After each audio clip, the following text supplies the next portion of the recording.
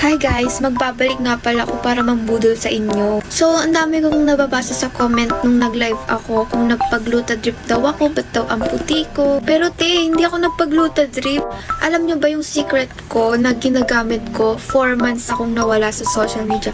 Tapos, yung ginagamit ko ng lotion ay iisa lang.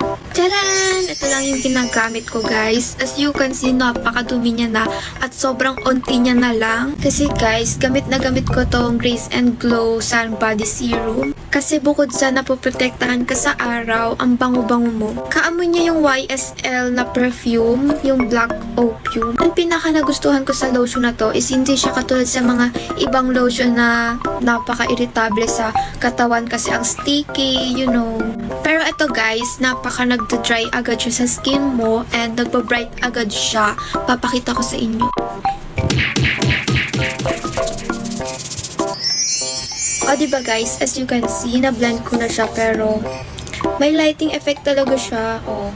Kaya guys, kung gusto nyo maging glowing like me na parang nagpagluta, alam nyo na yung gagawin nyo, check my yellow basket.